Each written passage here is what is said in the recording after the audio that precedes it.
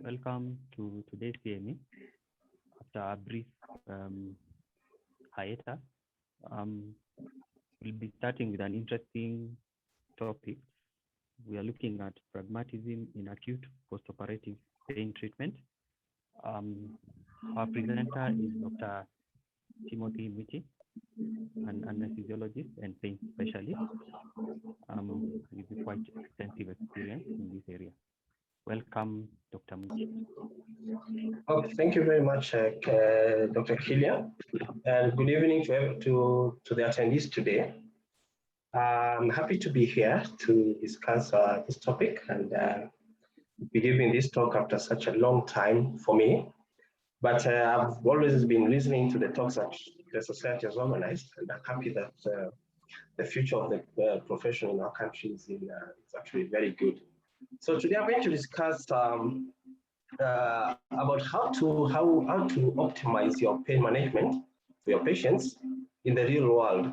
So how we convert some of those nice things to tweak your plan so that it can give you the best results. So we know that this essentially that things have changed rapidly and they keep on changing all the time. And similarly with our clinical practice, things are also changing in the sense that these days we more or less individualize treatment, and that we have a patient population that is quite enlightened, and that we are also tasked with the responsibility of solving problems that we encounter. And as such, there are new other things that I would interest the younger generation and everyone also in general, that the use of artificial intelligence is a new thing that I think is a good thing to add your knowledge to and apply some of these things. They're already in use. Things like data science, machine learning, we know how that applies in other areas, but also for the refinement of our practice, that would be a good thing to learn, to teach ourselves. So I want to bring attention to the new definition of pain that was released sometime last year, and that it's not quite different from what we had, but the emphasis was, remember that one of the emphasis was what the patient reports. But for this one, we know that the pain experience is influenced by a number of things. And for this definition, there are the 6 tenets that accompany it. And so that it also caters for people who are otherwise not communicating, either because of language barrier or maybe they are sick, they are debilitated in some way or the other. So notice that the definition, that definition has changed and it looks more comprehensive and encompassing. So for today's talk, I will probably at the end of this talk hope that you can domicile your plans, your multimodal analgesia plans to the place where you work, the patients you see, and their dynamics. And the thing, a small declaration I'd like to make is that in as much as paracetamol and NSAIDs are, we know how to use them, so I'll not discuss them in details. I'll not actually discuss them at all, but the use is implied. So all multimodal plans would include these two unless there's a contraindication. So I'll not explicitly discuss them, but bear in mind that in everything that I discuss is paracetamol and nonsteroidal anti-inflammatories behind the scene as a background aspects of your multimodal analgesia plan. So one thing that maybe we don't think too much sometimes is to ask ourselves who our clients are when we offer services. We know our patients are always beneficiaries because they're the ones who benefit from the services that we offer directly. But sometimes they could be the clients, but also other people, other players might be somewhere lacking in the background of what we do. And why we need to understand this is because sometimes they can influence what you can do and what is possible. So when we see the patients before surgery, there are many things they fear, but the key among the biggest fear they have is the pain of surgery. And the other bigger one would be probably waking up before the surgery is over. So that when you see these patients, when you plan your analgesia plan and basically your anesthesia plan, is that some of these are some of the things that you need to address to keep your patients at ease. Remember also there's those patients who fear needles, and some of the plans that you're going to discuss may involve quite a lot of needling. So that again, if that is their specific fear, then you know how to mitigate that fear, how to make your patients comfortable. Then ultimately, at the end of your interaction with the patient, there are those things they want. And what everyone wants really is a pain-free experience.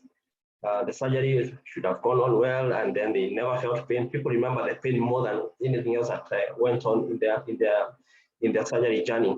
They want to go home on time. They don't want to experience any adverse effects that would keep them longer in hospital. And with the changing times, I think most of us have had these requests where people would want to have their photos for bragging purposes that they went through an experience and came out and scratched. So it's very important for you when you're managing pain to educate your patients and to make sure that they understand what you're saying. So for when you communicate with patients, and these are lay people, remember their communication is different from when you communicate with your peers in the clinical field. So for your peers, maybe the aspect of the background information, pathophysiology and things like that would be very important. But for patients, really, they are not interested in that. They may, but not quite interested in the background information. Their main thing is why you want to do what you want to do. And then so what? Is it going to make their life better when you do whatever you're telling them to do? And then the methodologies that you're going to achieve the why. What methods are you going to use? These are the key things that patients are looking for. Now, this information, you can give it verbally when you meet these patients in the preoperative setting, or you can prepare a brochure so that anyone who comes around can receive the brochure as they prepare to go through the surgeries. Remember, when you prepare a brochure, the information must be able to be understood by your patients. So, and for that, there are tools that you can use. So there are readability checkers, which are freely available in the internet. You can subject your information to that to see whether whatever you've written there, the lay people are likely to understand them. And then they'll give you a level of understanding of between 2 and 17 years. This is the level that you want your information to be understood by people that age group, 12 to 17 years.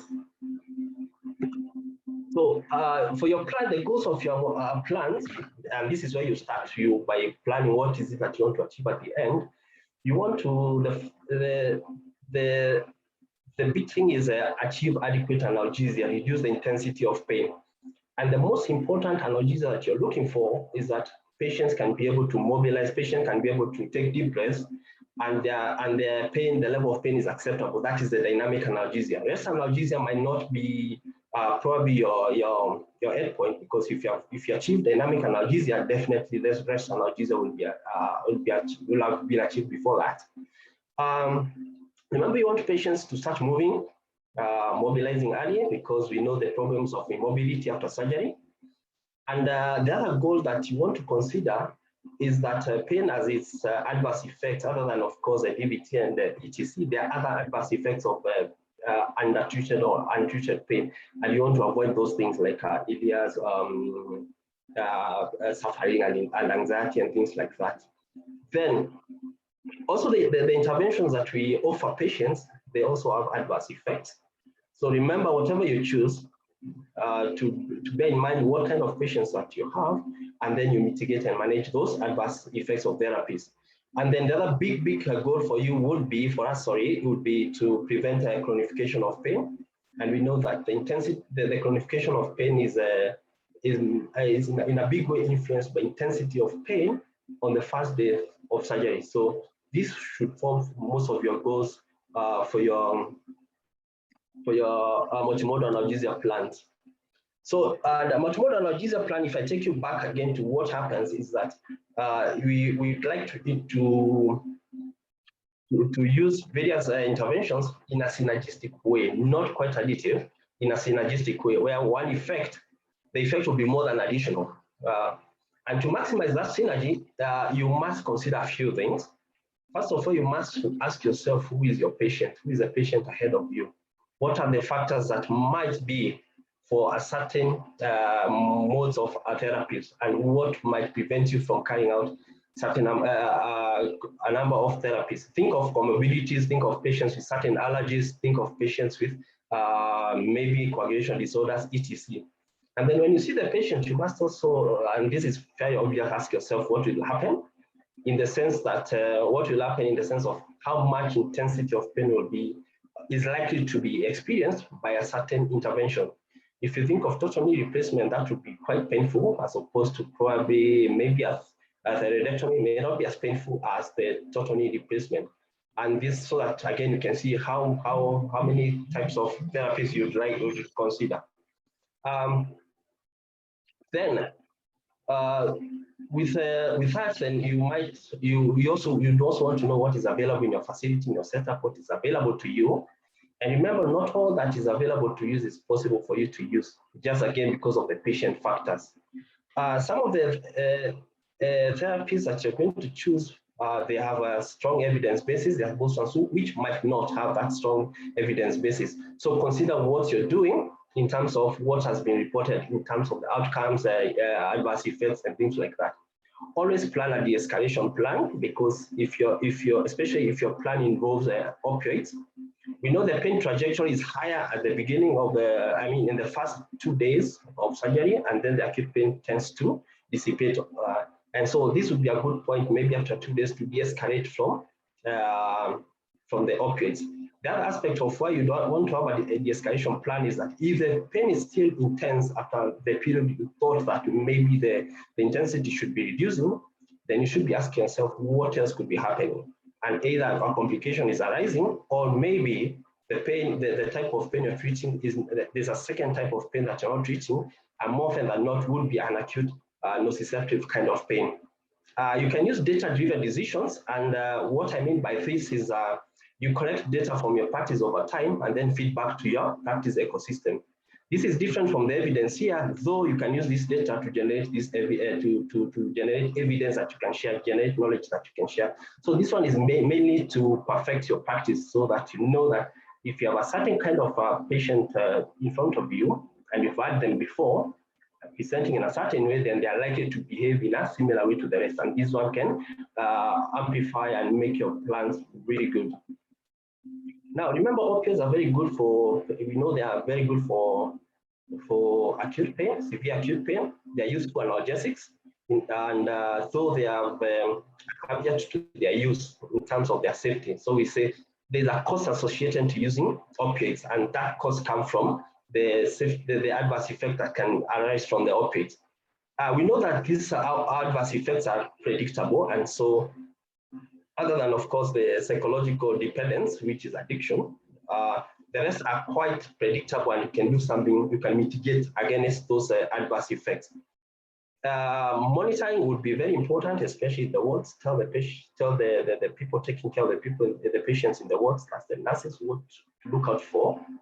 Capnography would be the ideal, and that's difficult to achieve in the world, in the real world in the world that we live in.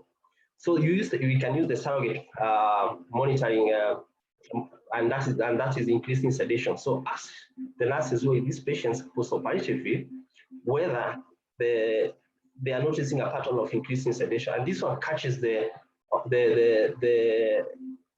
and this one prevents the patients from progressing all the way to the respiratory depression. And that's what we mean by opioid-induced ventilatory impairment. It's a sequence of things that start from increasing sedation and that ends up to respiratory depression. And these are things that are predictable. Once the patient is a little drowsy, then these are the points that you should be able to intervene before there's actually a change in the oxygen saturation. For the opioid-naive patients, there are things that you want to bear in mind when you're using opioids, because these are people who are likely to get quickly get adverse effects from them, because no one knows the history of how they relate to the opioids, in the sense that we know that there is a pharmacogenetics that affects the way people respond to the effects of opioids. So always use them in a multimodal context. Don't use them as a sole, unless, of course, there's a contraindication to the rest.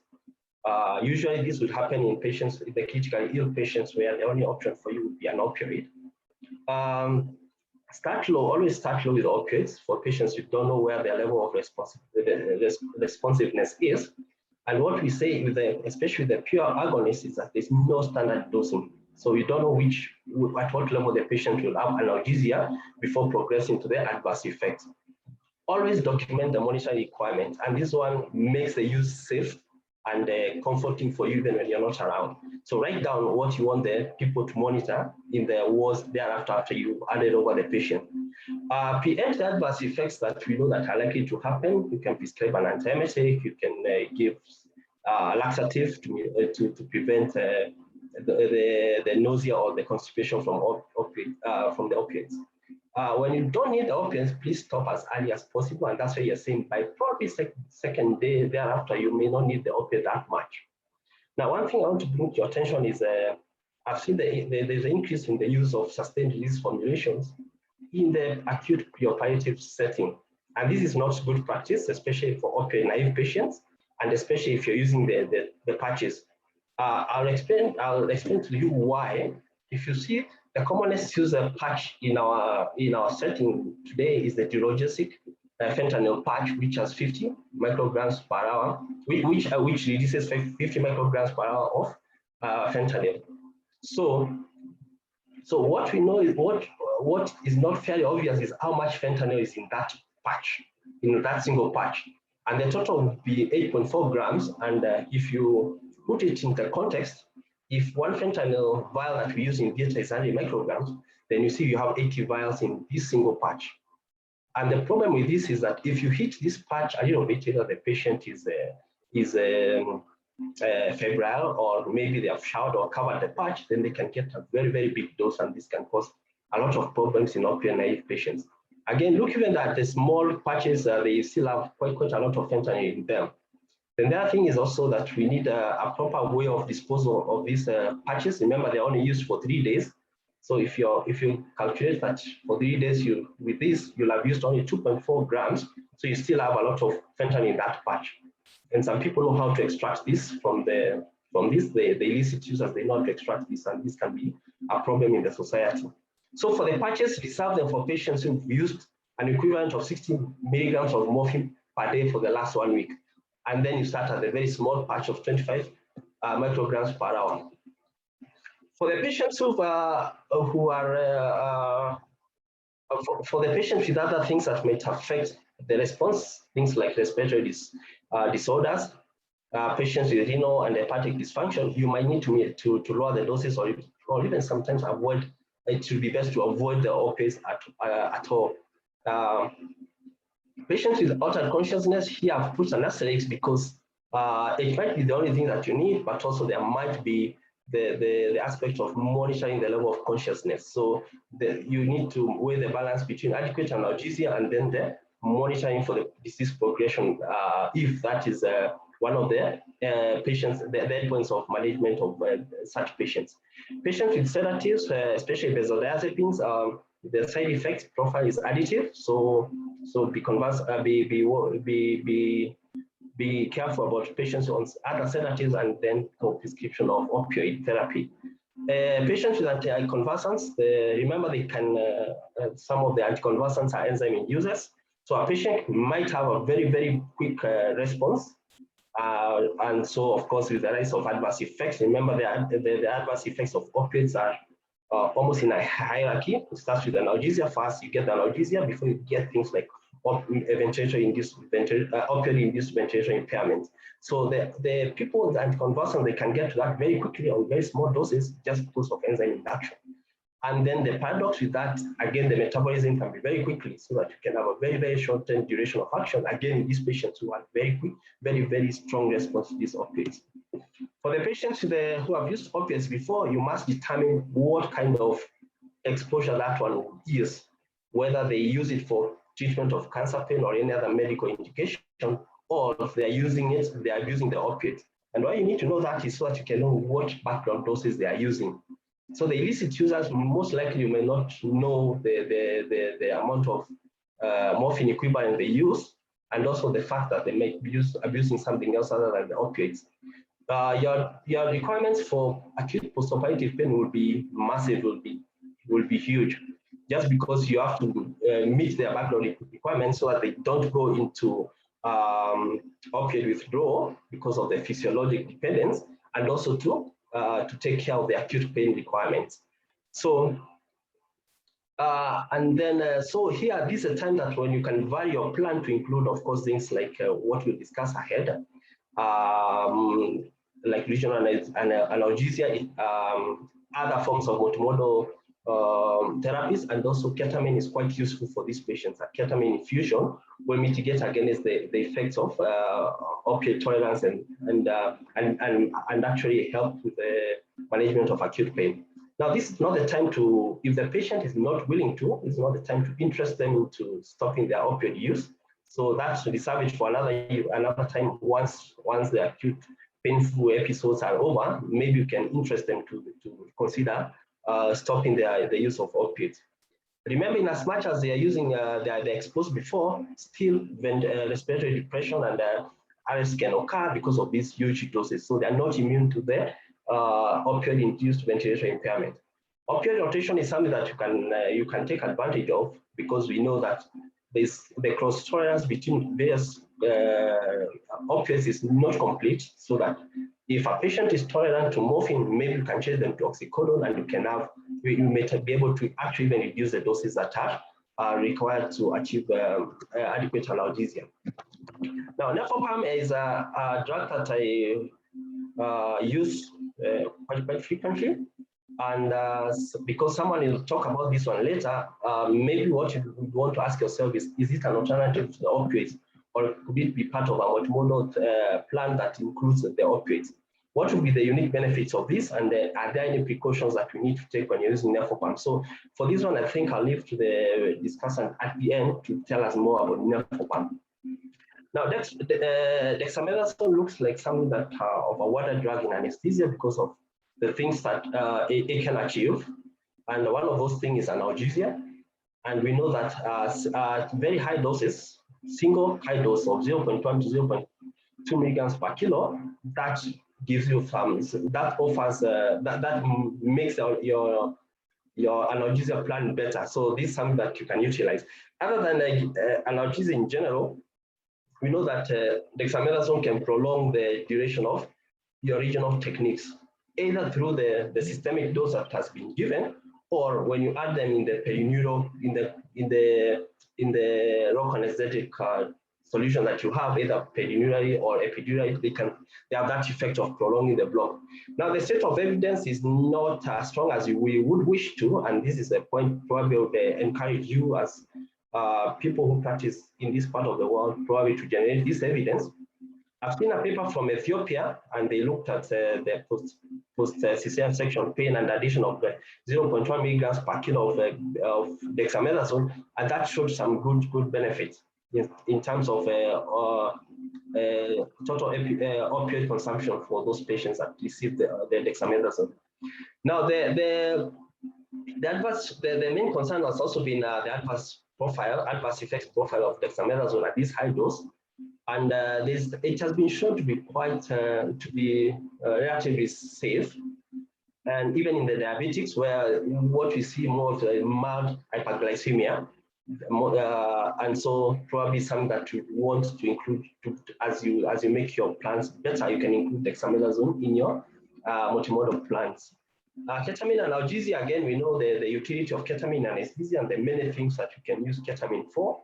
And the factors is it's anti-hypergesic. It makes it a very good and attractive additional to your multimodal plans. So for the doses that a certain consensus came up with, and that I also tend to use, is that I would give a bolus of 0.3 milligrams per kilo at the beginning of before the skin incision, and then I would, if I had if the pump is available, if I want to use the pump, I would use not quite the 1 milligrams per kilo, I would use 0.5 milligrams per kilo per hour, or I would just give boluses of 0.5 at every hour. What again I've realized with this is that patients tend to sleep a little bit more, and I tend to attribute this to better analgesia. So factor in terms for your turnover purposes that your patients might sleep a little bit more, and not in terms of hours, of course, a few minutes. But again, you have a patient who is comfortable. Then you can continue with ketamine postoperatively up to 48 hours. And this one, you need very, very little dose, about 2 to 5 milligrams per 2 to 5 milligrams per hour. Remember, this is 2 to 5 milligrams, very small doses per hour in a normal, in the typical grown-up person. That would be that. For children and a small adult or a big adult, then 20 to 50 micrograms per kg per hour, that would be your infusion rate. Patients report very good analgesia with this, especially the patient who have used opioids for a long time before. The only thing they'll tell you is that their dreams are vivid, but they will tell you that they prefer to have vivid dreams than pain at any time. Dexmedetomidine is gaining use in terms of, again, what it can do to better the analgesia for patients. So if you're using it intravenously, remember the doses that we use 0.2 to 0.5 micrograms per kilo per hour.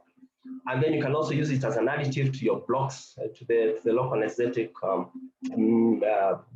solution that you have, which of course you might also add dexamethasone there. And what you've seen is a prolonged duration of analgesia with this dexmedetomidine, sorry. There used to be a concern of neurotoxicity and dexmedetomidine, but that seems not to worry us too much these days. So the only thing that worries us about is the bradycardia and hypotension, especially when it is intrathecal or given if the doses are a bit large intravenously. So I'll shift the gears a little bit to discuss about regional analgesia, because this would work very well for us and for everyone else for that matter. And in my opinion, the regional analgesia techniques should ideally be offered to every patient. The least they should get is a local anesthesia infiltration, maybe by the surgeon, whoever is operating the wound infiltration, but at least offer this. And because these techniques, we know they're efficacious and they're effective. So they're efficacious in the experimental setup, and also in the real world, these ones, they work and they work very well, especially for this part of the world where we have other things that you may consider when you're designing a good multimodal plan. Now, before it used to be, as we continue practicing this and gaining more experience, and there's an increasing acceptance, because we know that the analgesia is good. Well, it offers very good analgesia to patients post-operatively. So even the people used to be worried about time it takes to perform a block, they are slowly accepting that this is a good thing. It gives them a little, we can take a little bit more time and offer these blocks for the benefit of the patient and actually for the benefit of the team as a whole. Recently, there was this effort that tried to give a way forward for the practice of, for the teaching and training of regional anesthesia techniques, anesthesia and analgesia techniques to the non-specialists and anesthesiologists. So I'm happy to report that this society was very well represented. We did participate in this, and so some of these recommendations we can own them as part of what we did, and I think it's a fun moment. We need to be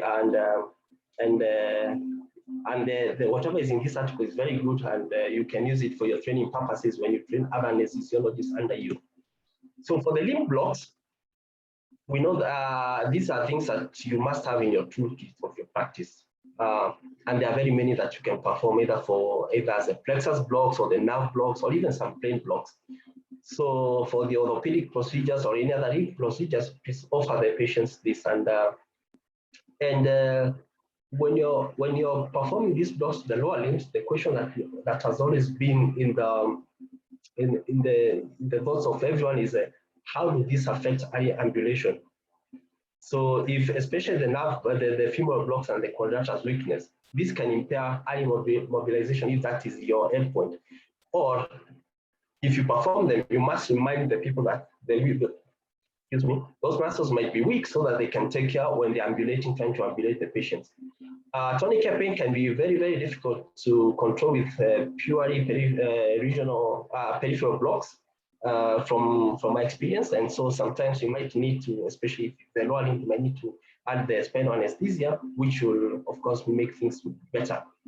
Take note of the small cutaneous nerve supplies of the leg and the arms, especially the lateral femoral cutaneous nerve and the posterior cutaneous femoral branch, which might not be blocked by your standard sciatic and the femoral block. So you might have a point where there's no coverage, and so that you can look for these blocks and for these nerves and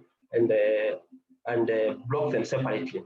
Remember, especially for the femoral nails, where they have a small incision way above the greater trochanter, and the contribution for this from the subcostal nerves, so that you can do a small subcutaneous infiltration of local anesthesia around there, so that you can have a good and complete blockade of the lower limb. So for the plain blocks, I'll spend a little bit more time on the plain blocks, because this is what is looks like it's en vogue now. Many people are doing this. Many people are coming up with many ways to perform these blocks. There are so many now. And one advantage of the plain blocks is they require almost minimal post-procedural monitoring, and that the learning curve is not as steep as for the peripheral and the plexus and the nerve block. So these are things that can be learned very quickly. Select a few that would suit the kind of practice that you do. Now, the question has always been, and because of the rapid discovery and innovation in terms of these blocks, there's always been a query of effectiveness, and again the quality of evidence that comes that supports whatever form of plain blocks that you're choosing.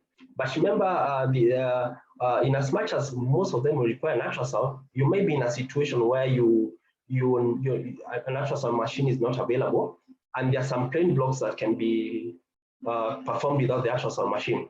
So these two young colleagues of mine, this is Dr. Isi and Dr. Simaton, they unofficially one day in their normal day-to-day practice, one day they tried to see the accuracy of tap blocks, a very tap block, and also I think fascial block, and then they would confirm with the ultrasound and see where the local anesthetic solution was deposited.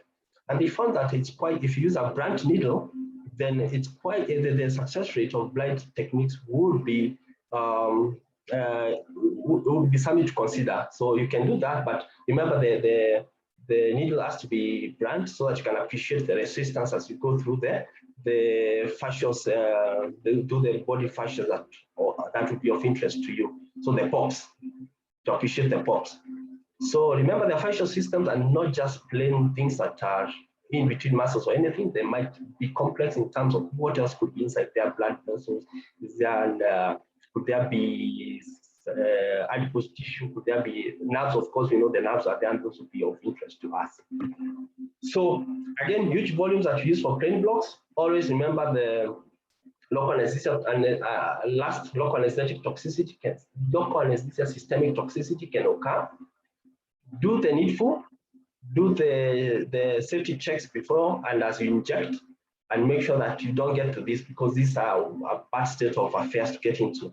So the cartoon here, the beacon here represents the lipid emulsion. Remember how to use it for it, and familiarize yourself on how to use it. If you're in a unit that fairly and usually that performs a lot of these procedures, have this one in mind and know where it is so that you can use it in case one patient unfortunately develops this complication. Remember also to ask about patient's allergy before performing regional anesthesia. So as I said, there are so many. There's an effort to standardize again the nomenclature of these blocks so that you can communicate with ease, so that you can test them and report, and the report is understood. So for the abdomen, the types that you can do, there is a traditional tap, and there are many variations of the taps, whether mid-axillary or subcostal or just the traditional way it was. Irregular progressive block is also a plain block. Remember, you're going to the plane just before it dives into the tap block, into the transversus abdominis plane, and the rectus shield block. These are things that we've done over time, and we know they work well. The only thing is that they are good for somatic pain. Remember, visceral pain may not be covered by things like rectus shield and the transversus abdominis block. We also have the quadratus rhambolum. I think this is something that we love because again, it has unique benefits of both somatic and visceral analgesia, and to some extent, it also has some sympathetic blockade, which is again good for the quality of analgesia. The paraspinal blocks, again, they are there for, depending on what kind of surgeries that you're doing. The rectus spina would be the one that has evoked a lot of interest here. And I know quite a number of us here love this block. I also like it. The thing is that we don't know quite how it works. We may have some ideas, but not quite. The extent of analgesia, we are not sure. Sometimes our enthusiasm might make us report very good effects of this block, and people are querying that. So again, it's upon us to see whether this is a very good block for our patient population, and so that we can do what is beneficial for the kind of population that we deal with. So the trolaminar block and the intratransverse, this will be variation of the same. And so what I would say, probably pick one or two, and then perfect them, and then use them effectively. The chest walls, again, the chest wall plain blocks are good, not only for postoperative, post-surgical analgesia, but also for rib fractures. So this is Dr. Zural. She managed a patient with rib fractures using the superficial serratus anterior plain block, and the patient was very appreciative of this. This patient was in an ICU setup, and he identified this, whatever she was doing, as the most beneficial aspect, the most beneficial and satisfactory bit of our care in the ICU. So offer your patients that. Again, well, it's superficial. You can have either as a superficial serratus block or the deep. So we don't know how this one quite trickles down to the nerves, but we know it works. So again, points of generating knowledge and sharing out. And then there are various variations of these plain blocks of the chest wall. This would be the PEC blocks would be here. So this is the proposed nomenclature for the PEC 1 and PEC 2 blocks, the interpectoral plain block. So having spoken about all those peripheral blocks, then the question has always been, and I've always been asked, is where is the position of epidural analgesia? And what I can say is that this is a wonderful skill to maintain, because when all else fails, or when all else is not possible, then sometimes this is what you're left with.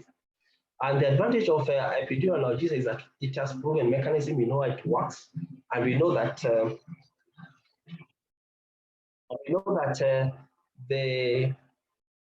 the outcomes have been reported, and we know that we can, the level of evidence, we can rely on it. So again, this would be like the godfather of everything else, that you can always come back to it. So maintain these skills, practice it when possible, and but remember the monitoring requirements if you have to take the patient out with an epidural catheter.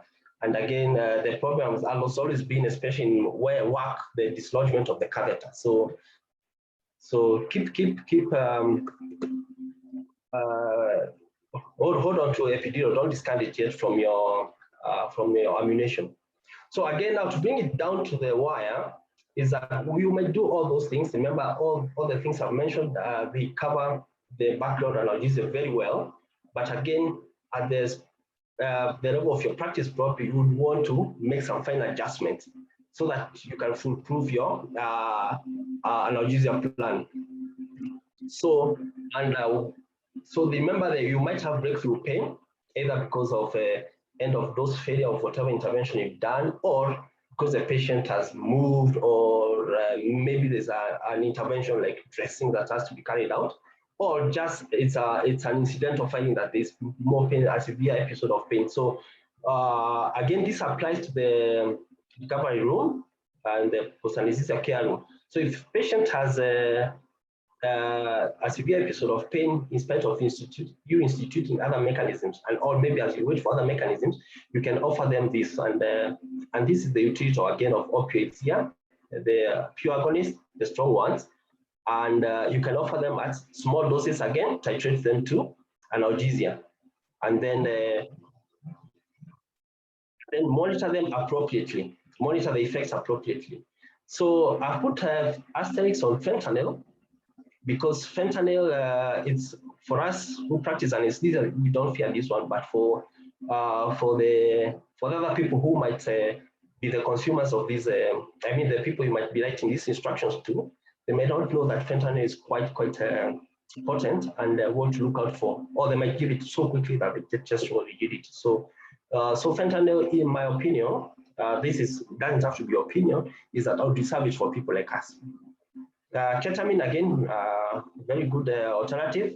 I recently went to a hospital where they use this one to manage acute severe pain in the recovery room. That's Dr. Susan Mutai. I think we visited very recently, and she does this and it works very well. She combines this one with morphine. Again, nephropam is an alternative, and tramadol as well. So we know that anesthesia has many other things. I mean, pain has other aspects, and when you're managing this pain, you don't only concentrate on pharmacological mechanisms. You can also consider pharmacological plans in achieving very good analgesia. And so these ones are complementary. They make the pharmacological methods work very well. So we know that in Africa and where we practice, people love praying, so you can encourage them to pray, which helps. But also other things like distraction, music, TV, virtual reality, social media. These are things that distract patients from their pain, and then you're not forced to use quite a lot of medications, because these ones they offer a bit of pain relief, but not on their own, as additional to the pharmacological interventions. So I included, we have our own biases, we have our own things that we say, personally, this is what I know, I don't do. So we have our own biases. And these biases, they keep on cropping up in the acute pain management. So there are those people who might say, I don't use ABC because of the reasons. Usually they are almost, I may say, not rational. And so you might want to mitigate those ones so that you can be offering the very best to your patients. And the one method I would like to point your attention to is this metacognition, thinking about thinking. So sometimes we've witnessed an adverse effect, and that might influence your further traits of certain usual medication. And maybe it might, if you think of what else could have happened, then you might mitigate that bias and probably realize that whatever you blamed as the culprit might be an innocent bystander in that essence. Make use of guidelines where they are possible.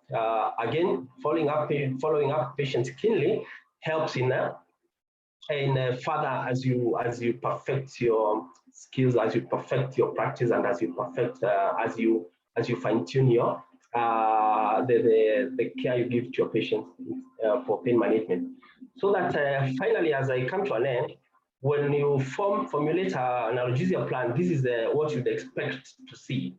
That you induce, first of all, you induce analgesia, so the patient will be in pain here. You reduce them to a point of analgesia, and this is where you've put, maybe if you've started putting, you've instituted the block, or you've started with a bolus dose of an opioid, or plus the paracetamol and dexamethasone and an non-steroidal anti-inflammatory agent. Then you bring a patient to a point of analgesia, and you want to maintain that for as long as the surgical insult or the procedure insult is still there, so that you don't want patients to dip to pain, but you don't also want them to get to adverse effects. So you want them to maintain in this analgesia corridor. So what this point is that you want to have regular round-the-clock therapies so that you maintain this state of analgesia.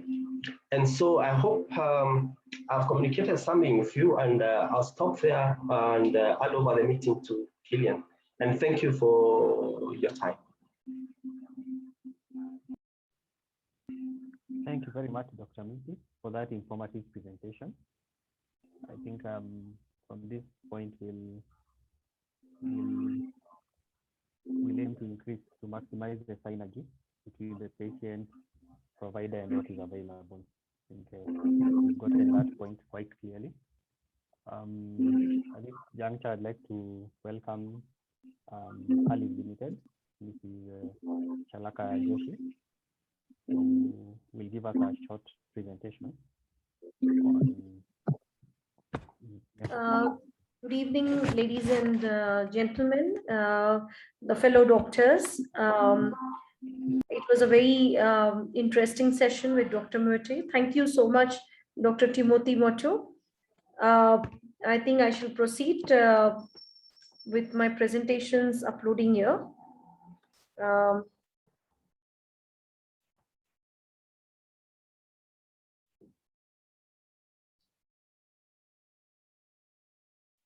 I think everyone can see the presentation now.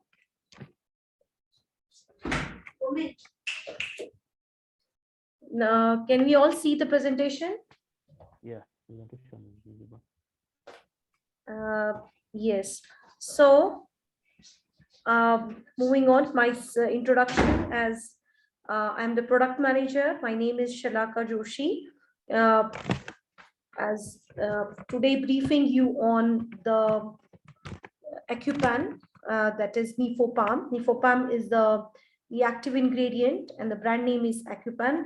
Dr. Motto has actually shown some glimpses and some presentation shows most of the topics such as pain management, like post-operative pain management, hyperalgesia. So we shall just brief a bit on the same. Moving further, nephropam as an Acupan, as a brand name, it's a benzoxazine class of medication. It's a pain management therapeutic class is analgesics. Its indication is acute pain or post-operative pain, rather post-operative pain management. Presentation, it has been seen as an ampules for injection. It is an innovator formulation. It's an innovator drug is nephropam, which is present also in 57 countries by the name of Acupan. It's basically in Europe as well as in US as well as in East African countries and Southern Africa. It has been established in South Africa as well. So there are various presence in 57 countries. You can even log in as an Acupan in YouTube and can also get more data on mechanism of action, speaking by many of the physicians, as in the anesthetist, which are practicing in theaters, and also worldwide it has been spoken as an Acupan, and there is a lot of information as well available. Nephropam is mechanism of action. Well, there is a central action for nephropam. It also it also acts on the spinal and supraspinal levels of action. That means, in simple word, it would be also acting on brain as well as on spinal cord. And the beauty of the product, the brand is no action upon opioid receptors. So nephropam doesn't do any kind of action on opioid receptors, which is we can explain it here more better. Nephropam as a molecule has analgesic properties. It's actually, as I said, it's a central action of nephropam. It's inhibiting the monoamine reuptake, as you can see over here. Here it is shown the inhibiting on the brain side. It is acting as a inhibits the monoamine reuptake, and in fact it potentiates the inhibition of pain pathway. It's acting both on brain and as in spinal cord. This one is I'm showing as in spinal cord. Inhibition of monoamine recaptures, that is reinforcing the inhibitory control of the receptive message. So there is also no action on opioid receptors. So it is centrally acting, as you saw. And it's also centrally acting on the spinal cords, potentiating the monogenic inhibitory pathways.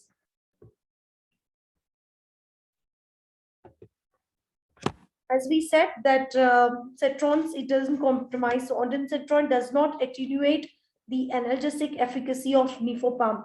So nephropam rather is actually a real non-opioid analgesic, which also doesn't attenuate the cetrons. whether it is a palonosetron, whether it is an ondansetron. And this is a study done internationally. It is published in International Journal of Medical Science in Anesthesia. Moving further, nephropam also shows its anti-hypergesic properties. Dr. Motu was actually mentioning in one of the slides, ketamine also is an, as an anti-hypergesia properties, and thus nephropam also has it. It shows its effect by decreasing the neuron excitability. You see, these are the neurons in the central nervous system, and by blocking the voltage sensitive sodium and calcium channels, as you see. And thus what happens is it decreases the glutamate release over here. And thus it also decreases in stimulation of postsynaptic NMDA receptors, which are involved for hyperalgesic mechanism. So that's how it shows its anti-hyperalgesic properties.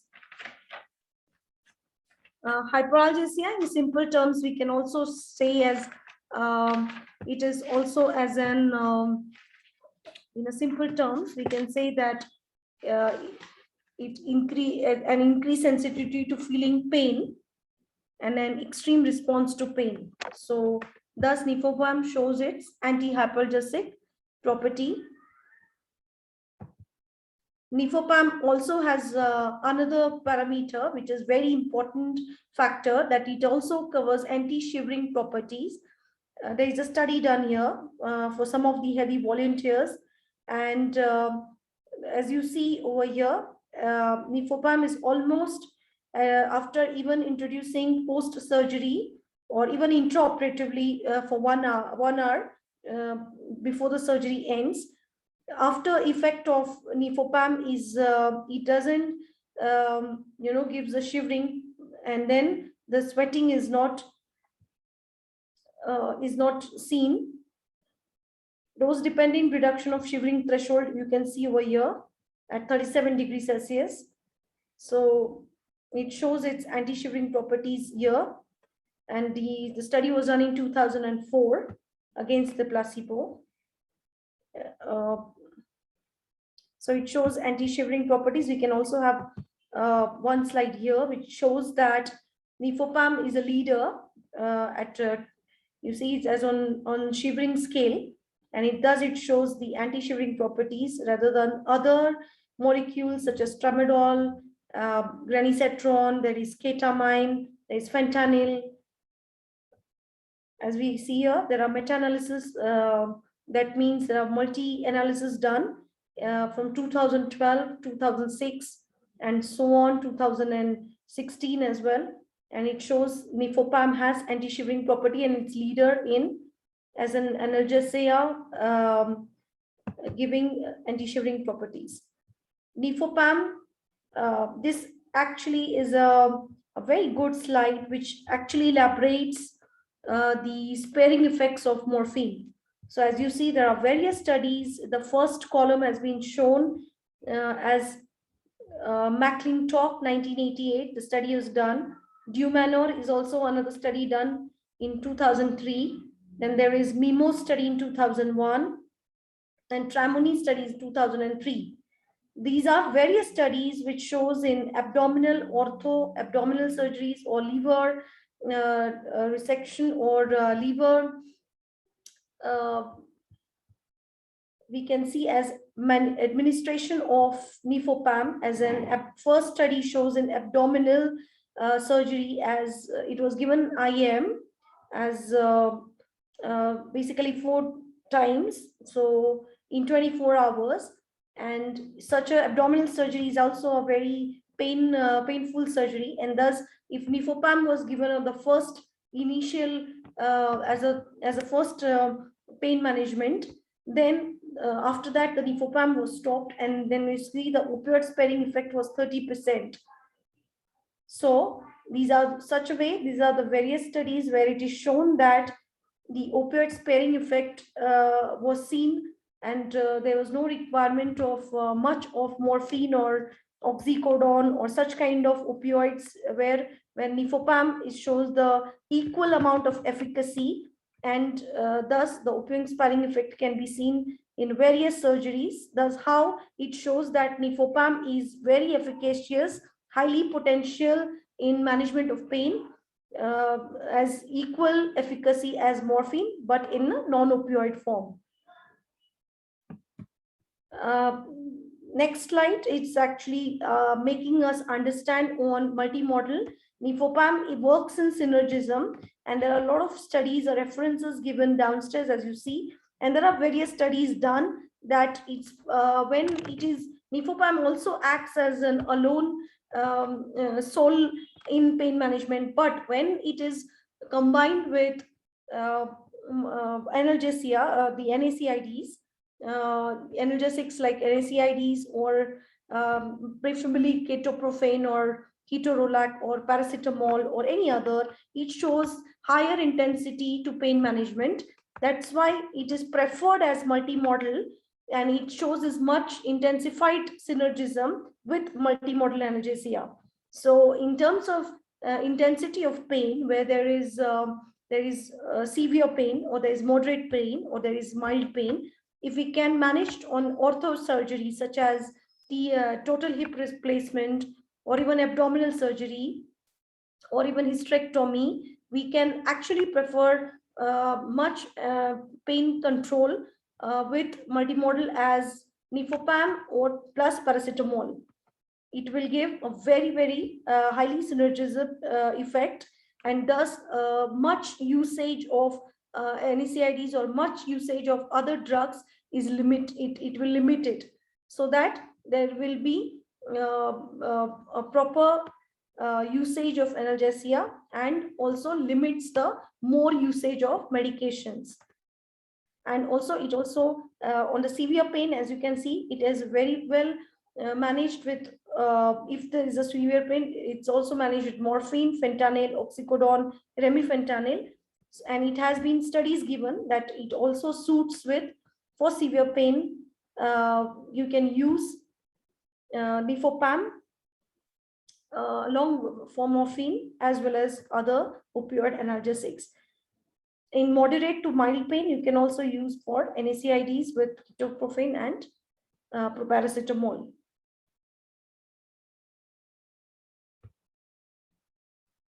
I hope everybody is okay up till here. Any questions? Hello? Hello. You're okay? We've been... Yeah, my voice is following the presentation. This is a significant slide which elaborates nephropam can be used in various surgeries, and it is suitable for various surgeries. So it used in several types of surgeries, as gastroenterology or severe pain surgery such as orthopedics, or gynecology, hysterectomy or ovarian cystectomy. You can see. You can also use in if there are urologists over here, or the doctors in postoperative bladder tumor resection, or robotic nephrectomy, or there is any kind of urological surgeries. Anesthetist can manage the pain with the help of nephropam. Also, ORS is oral rhino nasal surgery, middle ear surgery, thyroidectomy and tonsillectomy. These are the common surgeries that in various hospitals. And even breast cancer, oncology, breast cancer has been a bit more seen in Kenya, and the prostate cancer as well. So we can use in management of removing of those tumors with the help of nephropam. There is also an international guidelines published in 2019, basically in 2019. Nephropam can be used as co-analgesic with a dose of 80 to 120 milligram to decrease opioid use and its usage of hyperalgesic risk. So it has been published in the French Society of Anesthesiologists, SFAR, which is in 2020. The studies were done in 2019 late, and in 2020 it is published. In the mid or the late 2020 it is published, endorsed with Surgical Society guidelines and approved it for clinical care of COVID-19 patients in critical care. But currently, I think the situation is very good in Kenya, as we do not have much COVID-19 patients. But still, if we get any in any, we can still use as per this guidelines is recommended. Nephropam safety, yes, we should know the safety more on nephropam. It doesn't create any depressive action on respiratory function. It does not have any action on blood coagulation, nor it is antipyretic effect. So it doesn't create any pyrexial effect. Nephropam side effects also, though being the medication, it is also has some side effects. We should take a note on this, that nausea, vomiting is being seen. That's why we always recommend nephropam to be used as slow IV to manage the, if we use it 20 milligram ampule for 30 to 60 minutes slow infusion, that reduces the nausea and vomiting effect. It also reduces dizziness, it also greatly reduces tachycardia, urine retention or dry mouth is also seen as in side effects. But if we give slow IV within 30 to 60 minutes timeline, these side effects is gradually reduced. But some of these side effects we can manage to 30 to 60 minutes. Risk factors of nausea, vomiting, sweating, and tachycardia. That's why the patient with palpitations is not recommended to use nephropam. Speed of injection should be very slow or discontinuous infusion for 60 minutes. Injected dose, nephropam contraindications is being seen as, we should take a note on this as well. It should not be given on below 15 years of age because there is an absence of clinical data. So we recommend not to use below 15 years of age. Any history or past history of a patient with convulsions or convulsive disorders, nephropam is not recommended. Risk of urinary retention, uroprostatic disorders, or it should not be used, or it is not recommended to use. Also, patients with acute angle glaucoma, it is a risk, so do not use nephropam. And also pregnancy and lactation, there is very limited studies of nephropam, and that's why we do not recommend in pregnancy and lactating mothers.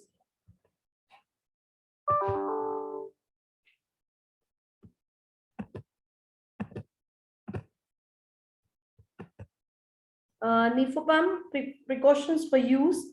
We should also know some precautions as patients with hepatic insufficiency and renal insufficiency.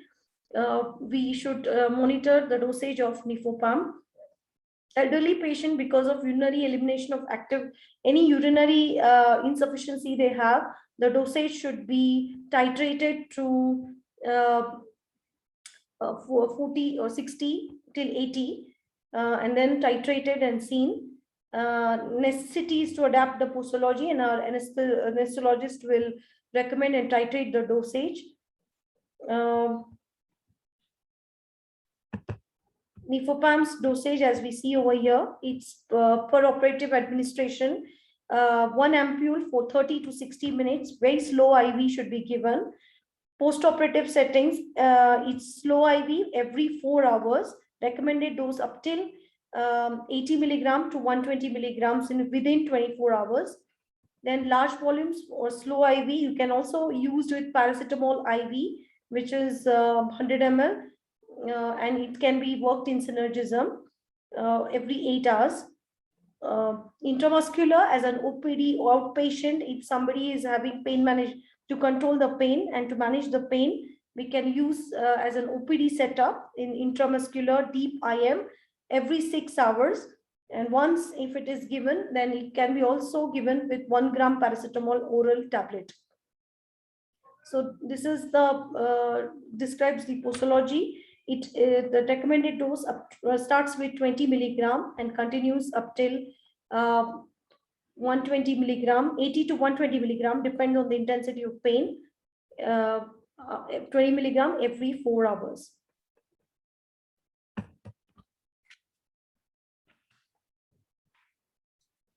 As a summary or as a summary takeaway points, Accupan as a brand name with molecule nephropam, very powerful non-opioid analgesic. It has its anti-hypergesic properties, also seen as ketamine. Also, its anti-shivering properties. It's a leader in, it shows in anti-shivering, adapted for most of the surgeries, as we have seen, various surgeries, abdominal, ortho, we have seen that. Adapted for emergency care pain management as an OPD setup. Yes, you can use deep IM and then can be given also, patient can be released with oral 1 gram paracetamol. And then adapted treatment for multimodal analgesia. It suits for all type of NSAIDs and adapted and gives us intensity on pain management with synergism of all type of NSAIDs. So Accupan, always prefer in your practice as in control of pain management. Thank you for having attention, and any questions, feel free to ask. Thank you for the presentation. It was quite comprehensive. There are 2 questions concerning nephropam. Yes. Does it have a role in neuropathic pain or chronic pain? Yes, you do can be used nephropam in neuropathic pain. Only the factor in is the patient's history. The patient should have pure neuropathic pain or used with paracetamol, but you cannot, the patient if has convulsive history or have a past history of epilepsy or something, should not be recommended.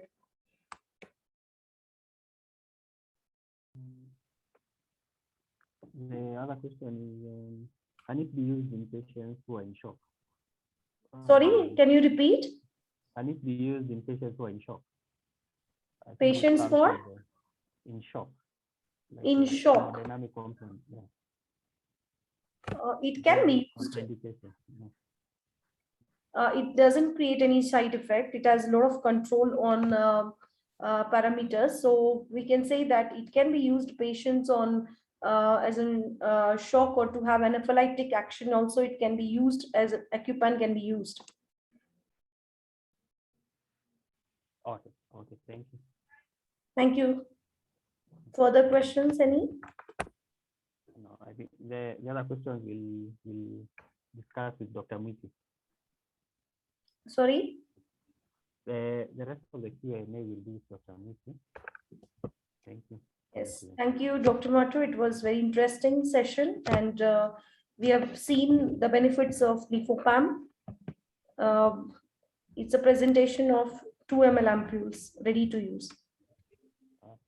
Thank you. Okay. So I've seen some of the questions directed to me. I've answered a few. I think I've answered most of them. I think the one that the ones that were directed to me, I've answered them in the Q&A in the chat, and they were about what I'd recommend for what I would do for eclamptic patients. And the thing is to watch out. Again, as we said, the patient is in front of you. What are the main things that can go wrong with the choice of medications? And probably we know that eclampsia and the renal function could be a problem. So NSAIDs might not be a good idea. Remember, again, if they're conversing, there are those things that can lower the seizure threshold. So again, maybe not a good idea, tramadol, nephropam. So regional analgesia always works, and sometimes you can also always do a repeat or leave a catheter there. Again, for the regional analgesia techniques you look at, you perform, always remember that there might be visceral pain that is not addressed, so that you can address it. So then I've answered Dr. Kanyaki's question, and I wanted to pick his thoughts too. So where people say that maybe your good plan, analgesia plan, might mask monitoring the things for patients. Sometimes I think it's cruel for us to use to leave patients in pain and not give them the best so that we can monitor another aspect, when we can use other things to monitor or to mitigate against those complications. So that's how I deal with that when things like compartment syndrome may not pick them quite quickly because the patient is not reporting pain as quickly as we would. So I'd say maybe be vigilant with other aspects instead of us leaving patients suffering in pain. Clonidine, again, is a drug that would have almost similar indications to dexmedetomidine. The advantage of clonidine is that we have an oral form that is excellent for chronic pain and also as an addition to your multimodal analgesia plan. So the thing to remember always with clonidine and dexmedetomidine is bradycardia and hypotension. And especially clonidine, if you keep it for some time, when you're withdrawing it, remember to down titrate because of the likelihood of rebound hypertension. Remember clonidine, the catapres is an antihypertensive on its own. So it's a useful drug to use. And sorry, when you're using it for pain purposes, we don't use the antihypertensive ranges. You start low, usually 25 micrograms. You can start at night and then eventually double up to 3 times a day, 8 hourly. In patients who are opioid tolerant, have you already, can you? Yes, Dr. Mayul, yes, you can do that. Dr. Mayul asks whether in opioid tolerant patients, and you've already given an opioid, whether you can use nephropam as a rescue analgesia. Yes, that can be done. And what I would say is that always make sure you cover the background requirements and don't. These patients are normally judged so harshly, especially when because addiction and not necessarily addiction, but long-term opioid use is viewed in quite a stigmatic way. So these again patients also consider psychotherapy and other things to make them feel not judged too much, and also educate your the team around you, the nurses, especially the nurses who are with these patients for a long time, why you're doing what you're doing, and that patients deserve care in spite of what they may have what else they might be doing. So Dr. Mani again asks whether intrathecal pethidine is still popular. I think it has its indications, and it is. I don't know what you mean, whether it's still popular, whether people still use it. I think it's still being used. Yeah.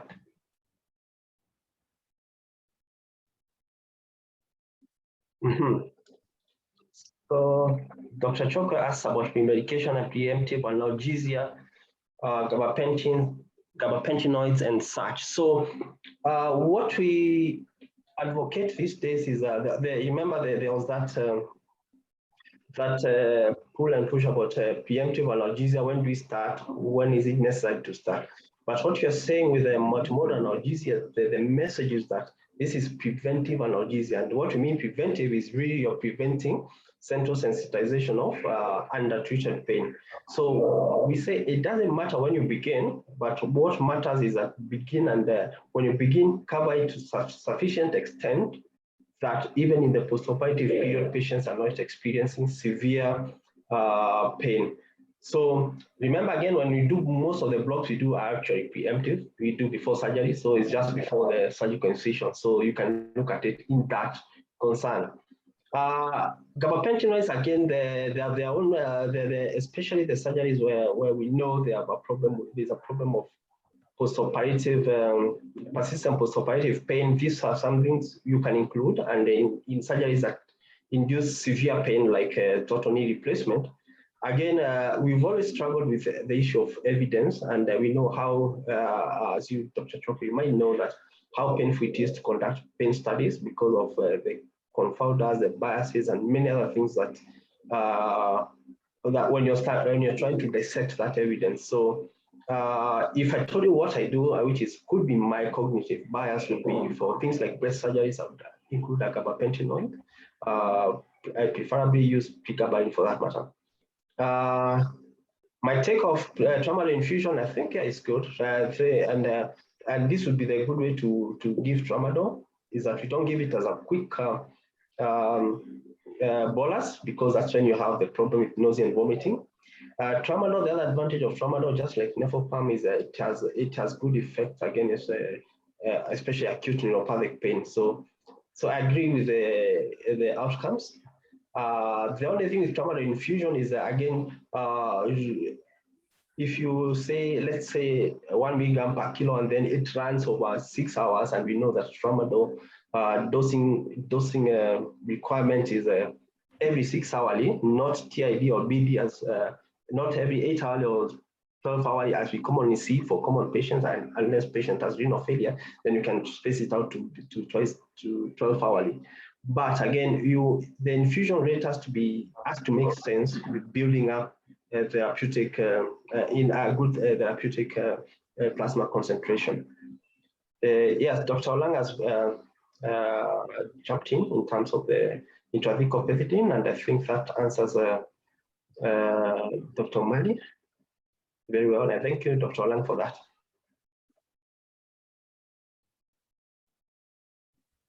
Thank you, Dr. Yes. I think that tackles all the questions we had in the chat box. It has been a good presentation, and we really appreciate the information we've gotten. And hopefully, going forward, pain management can improve, and we can have more discourse around the topic. I want to appreciate the speaker, Dr. Mwiti, the KSA webinar organizing team, and the participants who came for this webinar, and also Harleys for sponsoring this webinar this evening. A recording will be available for this webinar in the YouTube channel, KSA website, and also the Facebook page. TPD points will be available on email, and the certificates will also be sent on email. The next webinar will be on 18th, that is next week. It will be a webinar on wealth management. Thank you for your attention and participation. Have a lovely evening. Thank you, and have a great evening.